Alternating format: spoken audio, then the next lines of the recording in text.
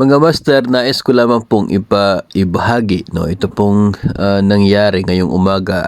Mayroon pong nag-message sa atin at kung nagtatanong po ito kung ano daw yung sinasabi ngayong April na may increase na 10,000 sa allowance. So sinagot ko po na hindi ko alam kasi wala naman po ako nabasa o kaya ay narinig tungkol po doon sa sinasabi na 10K allowance na idadagdag ngayong Abril. Pero nabasa niya raw po yon sa Google. So ito nga po, mayroon po siyang screenshot na pinadala sa atin. And ito po, no, kapansin-pansin ko po talaga kaagad, ito pong website kung saan nanggaling, no, yung kanya pong tanong, no, yung source ng kanya pong pagtatanong tungkol dito sa 10,000 na ibibigay daw ngayong Abril.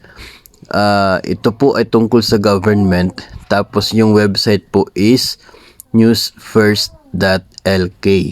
So agad ko po talaga itong hinanap and confirmed, hindi po ito galing sa Pilipinas. So hindi po tungkol sa mga empleyado ng Pilipinas ang tinutukoy sa balitang ito, no? Hindi po, kasi nangangahulugan na kapag nababasa po natin sa internet o kaya ay sa Google ay talagang sigurado na po yun at para na po yun sa atin, no? Dito sa case na ito, balita po yun para sa mga empleyado sa Sri Lanka. Kaya nga po .lk, kasi sa Sri Lanka pala yung tinutukoy doon na mayroong ibibigay na dagdag 10,000.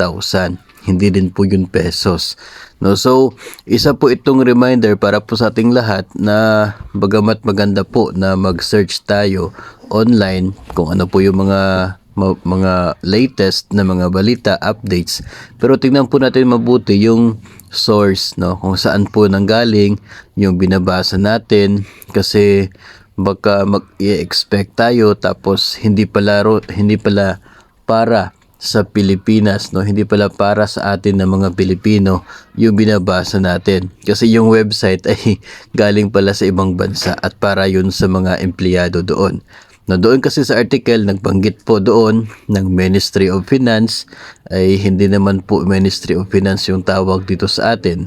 Tapos meron pong yung pera is RS, no, yung nakalagay doon, RS.10,000 na siya pong dagdag na ibibigay para sa mga empleyado ng gobyerno, ay hindi naman po ganun yung sa atin po. So yun nga, hindi lahat ng mga nababasa natin na hindi lang naman po sa Pilipinas yung issue ng salary increase at increase in benefits, no, maging sa ibang bansa ay ganun din po. So posibleng na babasa po natin sa ating mga articles, iba't ibang articles from other countries, at wag po na tayo ma-expect na kasali po tayo doon. Basahin mabuti yung source at kung para kanino talaga, no, yung benepisyong ating binabasa, para hindi po tayo mag-e-expect sa wala.